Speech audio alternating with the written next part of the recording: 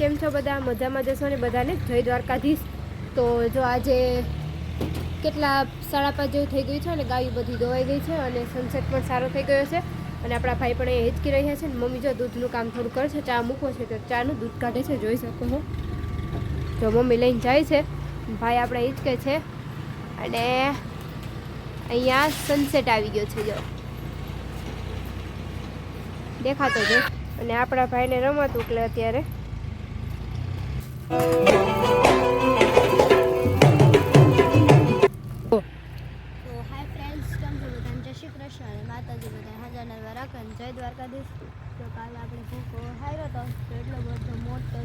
જો કાલ ભૂકો આપણે હારતા હતા બધા અને આજ પણ રાતે પણ ભૂકો સારવાનો છે।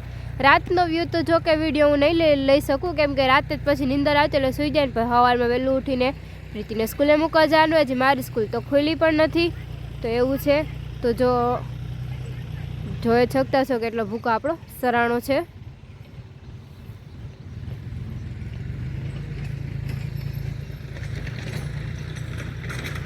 તો તમે જોઈ જ શકતા હશો કે આ ઉપરની અમારી લોન છે અને આ છે અમારી બેન, જોઈ આ લોનમાં અત્યારે છે।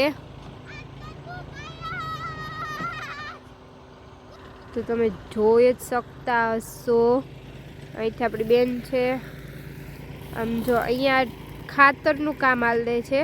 અહીંયા જો ગાનું કે ભેંસનું છાણ હોય છે ને એને સૂકવવામાં આવે, તેમાં કાળી ધૂળ મિક્સ કરવામાં આવે, પછી તેને ભીનું કરવામાં આવે ને પછી તેની થેલી ભરવામાં આવે, કિલો, 1.5 કિલો, 5 કિલો, 10 કિલો એવી રીતે। અને જો આ ખાતર ચારવાનું છે અને અહીંયા જો ટ્રેક્ટરથી સૂકવવા માટે તેને રેવલ કરવામાં આવે છે, તમે જોઈ જ શકતા હશો અત્યારે। અને આપણે અત્યારે ભૂકામાંથી ચડ્યા છીએ, આપણા બેને જો આવી ગયા અને અત્યારનું વાતાવરણ પણ ખૂબ જ સરસ છે, જોઈ શકતા હશો તમે। અને અહીંયા આપણી લોન તો તમે જોઈ જ હશે। અહીંયા માંડવી હતી તો માંડવી ઉપાડી નાખી અને માંડવીનો ભૂકો એટલો જ થયો હતો કેમ કે થોડી માંડવી હતી એટલે ઓછો જ થયો। આપણા બેન જો અહીંયા આવીને બેઠા છે અત્યારે, જોઈ શકતા હશો તમે। હે જોરથી બોલ તો નીચે પડી તો શકતા હશો। જો અહીંયા લોન છે ને તે કટિંગ કરી નાખી, આમાં જો લોનને પાણી પાવો ને એટલે વચ્ચે મૂકી દીધા ફુવાડા એટલે મૂકવા છેલ્લા પર। તો જો બે માં દીકરો એ બેઠા છે જે ટ્રેનની બાજુમાં અત્યારે, તો એ ટ્રેક્ટર હાલે એટલે ટ્રેક્ટરનો અવાજ તમને આવતો જ હશે અત્યારે કેમ કે ટ્રેક્ટરને ત્યાં રેવલ કરે છે કેમ કે અહીંયા સૂકવવું છે એટલે એ બાજુમાં આપણે અહીંથી ગાડી જે રોડ કે છે નીકળે છે। જો આ બે ભાઈ બેન, તો આપણે એક ભજન ગાવાનું છે તો એ ભજન ગાઈ લઈએ અને પછી વિડીયોને કરીએ આપણે એન્ડ। કોણ હલાવે લીંબડી ને કોણ ઝુલાવે પીપળી, ભાઈની બેની લાડકી ને ભૈલ ઝુલાવે દાડકી।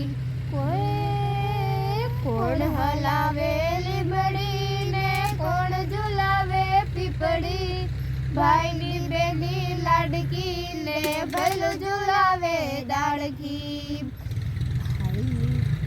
તો એટલું જ અત્યારે। તો હવે જો અમારો વિડીયો કેવો લાગ્યો તે અમને કોમેન્ટમાં કરીને કહેજો અને અમારા વિડીયોમાં જોતા હોય તો તમે લાઈક કરજો, શેર કરજો અને સબસ્ક્રાઈબ કરવાનું ભૂલતા નહીં। અને જો આવા નવા તમારે વિડીયો જોવા હોય તો અમારી ચેનલને સબસ્ક્રાઈબ કરજો। Bye bye.